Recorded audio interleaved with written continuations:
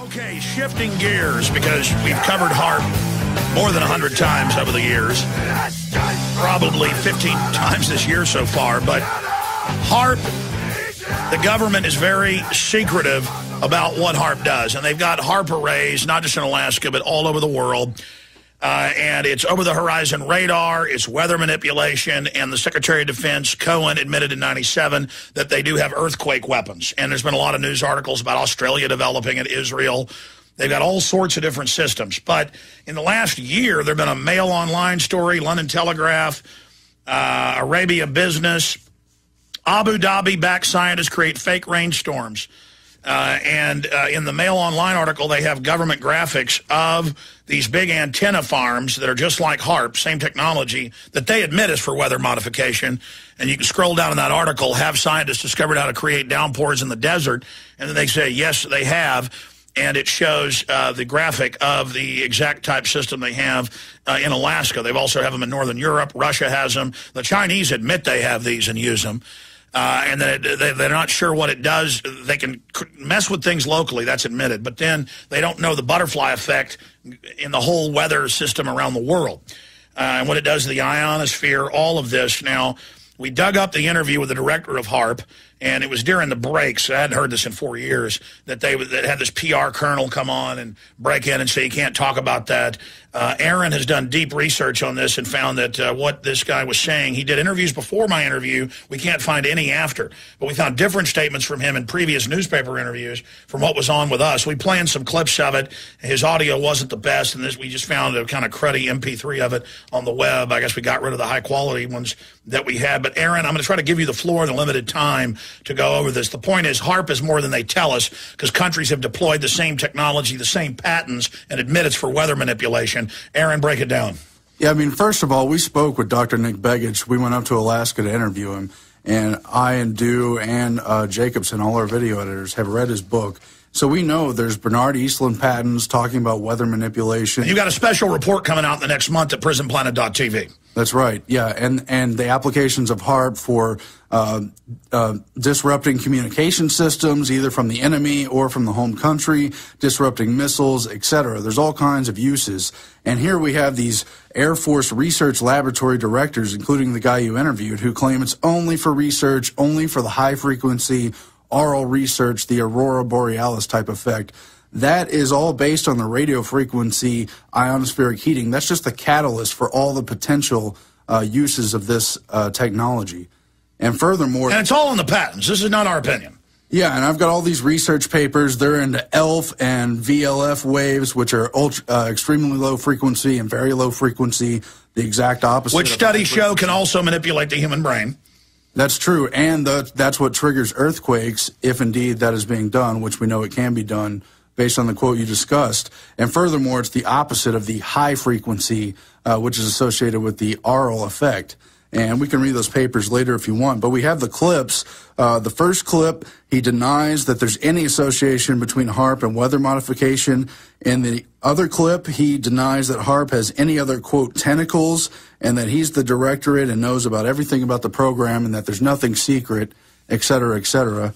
And then you also have a clip where you discuss the aurora effect. That's also interesting. Nothing secret. They just won't let media in there. Yeah, and furthermore, Begich's book has this whole report that was produced out of their very Hanscom Air Force Base, which is in Massachusetts, not Alaska, by the way. That's where he's at. And they have a whole huge, very large publication, which they claim doesn't exist and can't be released. I could pull that quote if we also want. But he wrote an article about this yesterday with all this stuff linked in it. Yeah, but I found even more overnight as well. And if you go to the scientific and scholar part of Google, you can pull up a lot of the stuff with this guy's name. This is an interview, of course, with Dr. Paul Kossey, whose title is Air Force Research Laboratory Space Vehicles Directorate for the HAARP program. And again, you'll hear him, if you listen to the full interview, claim he's the only directorate over HAARP and he knows all the side branches, even though the patent was originally created by Bernard Eastland based on Tesla technology and then transferred through ARCO, the energy company, to Raytheon and other secret military industrial. And there was an interview in the 80s on PBS where the HAARP director from that period admitted it could knock missiles out. I mean, we've got the PBS, them admitting it. So Yeah, and we even have those. We could pull them up if you want to go into overtime or something. But if you want to get to the clips, the 956 denies weather modification is a good place to start. Let's roll that clip from 2008. Weather control or weather modification. Well, it has, unfortunately, it's totally off-base.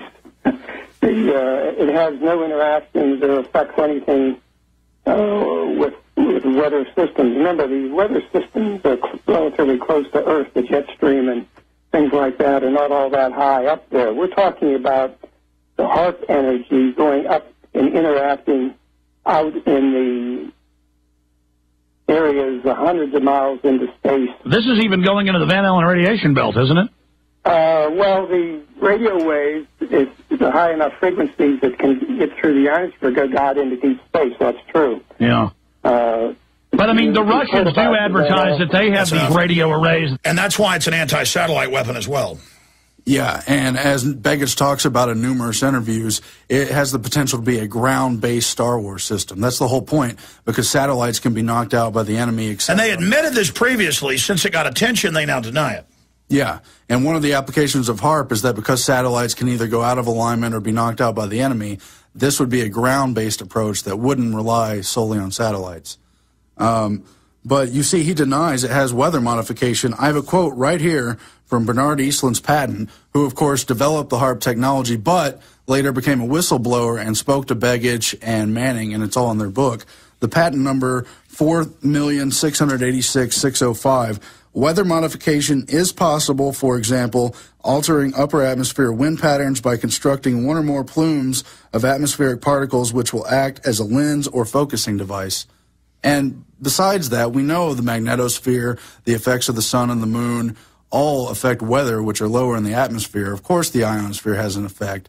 When you mess with those ionic particles flowing to the two poles, of course, when you manipulate that, it's going to affect weather. And that's why they like to build these ET poles, because that's the natural gauge right there. They're tying into the stream. Yeah, because that's it all flows to those 2 points, so they can, I guess, most easily manipulate it from there. Continue, Aaron. You might want to listen to this whole interview. If you haven't, it's up on InfoWars, as Alex mentioned. But it's 16 minutes into this clip. You just ask him if there's other areas of HAARP, and he says, no, there's no other tentacles. Let's play that. Signed on as a civilian employee at the laboratory, and I've been there over 40 Well, you years. talked about a lot of other programs going on, a lot of other directorates and groups. I mean, are you privy to all the programs going on with HAARP, or are you privy over one directorate? What do you mean, the HAARP? The HAARP is assigned, is under the directorate I'm in, and it has no tentacles and no other wings in other places I'm not familiar with. It's a pretty self-contained program. You just said that there... Okay, so it's one program there, but I know there's a lot of other agencies and things that are there looking at the data, and I guess I guess they get space on the system to run their own tests. Or I mean, how many different agencies are involved looking at the data, doing experiments? Well, we have it's a joint program actually. It was set up as a joint program some years ago with the Air Force and the Navy. And then all right, Aaron, what's the importance of that? Well, the importance is they claim there's no secrecy, no other hidden aspects to it, but anyone who tries to investigate HAARP is persona non grata. You brought up what's his name, General Parton? Yes. Was involved in the 80s. They denied it on air. Then as you explain at the end of the clip, I don't know if we're going to get to that, you explain how they did come back on air and admit that, yeah, there was a program, but we're not going to talk about that. So it just shows that obviously there's more going on than, quote, pure research, as he claims in the Yeah, it was over-the-horizon radar, because he was the head of Air Force weapons development. Of course, General Parton's going to be in there. I'm not denying this guy's a real scientist, but he's clearly a front man in this interview and in other publications saying it's only for pure research. We have other scientists also from the Hanscom Air Force Base who claim the same thing, that it's pure research, that, oh, well, maybe there could be military applications. Well, that's like the now partially admitted chemtrail geoengineering program. They go, oh, well, everything we've been doing has been test.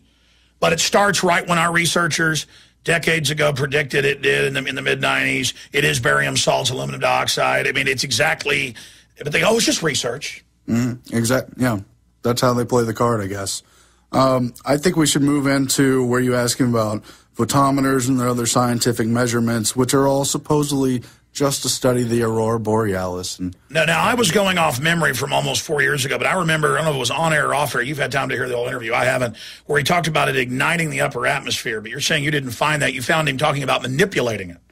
Well, they just talk about how the radio frequency particles interact with the charged ionic particles that you find at the poles. Yeah, see, because I talked to guests during the break to try to get more, and then that colonel kept saying, don't tell him, and then he said, I kept trying to keep him longer, and they said, no, we would have done the hour, but this is over. Well, look, they've been doing ionospheric heating based on radio frequency. In fact, that's another side part where he talks about Marconi discovering radio. It's kind of a jab at Tesla, who they covered up. The Supreme Court went back and... No, I know, but you've heard it, because I remember him saying they can ignite the atmosphere. Was that said on air or during a break? That must have been during break. What clip do you have, though? Something about that you said you found. Yeah, it starts at 2916. But the whole point is they've been doing this heating the ionosphere for a while, but through the HAARP patents, they're able to focus it into a focused beam, and that allows them to manipulate it at a greater point. Let's play that clip. Photometers, those are optical type devices that if the weather's right, so to speak, in space, a space weather, and there's not too much natural disturbances going on like aurora, it's what we call quiet, on those kind of nights. When we send the radio waves from HAARP up, we can produce miniature emissions of light that are somewhat like aurora things, but they're so weak that if there's any other natural aurora going on, we wouldn't see I understand it. So you observe those. What are magnetometers or magnetometers? Those are instruments that typically are set out all over the world to measure the Earth's magnetic field, the geomagnetic field that surrounds the Earth.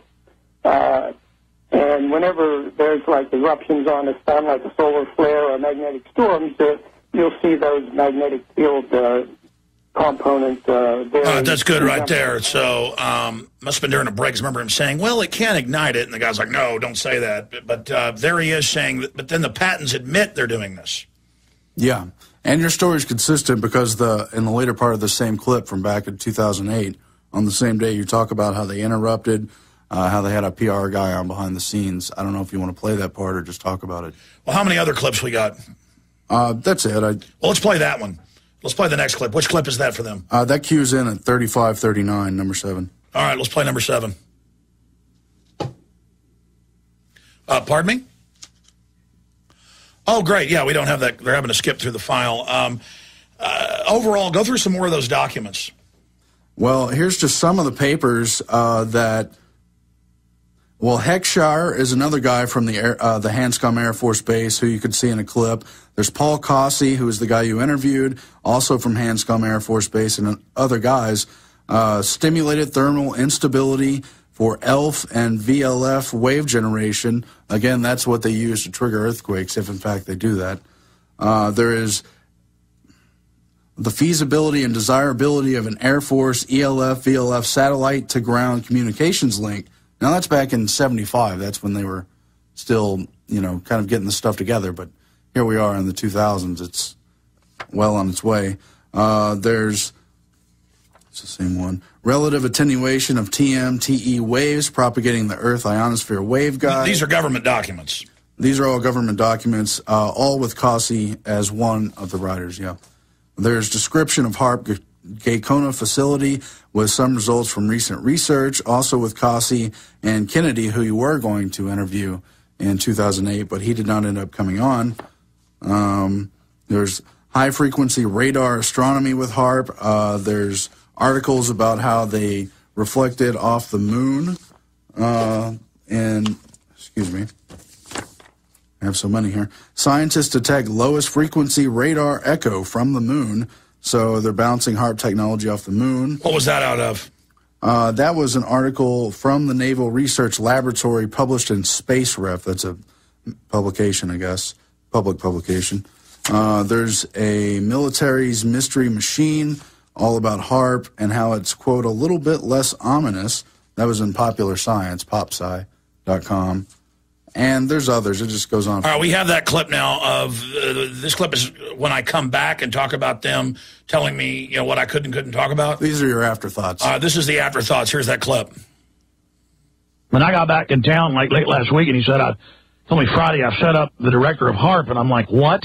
You should have heard it behind the scenes, though. They had this PR guy on the line with him the whole time. That's why his phone sounded muffled. And they put off this whole, persona of it's no big deal, it's all above board.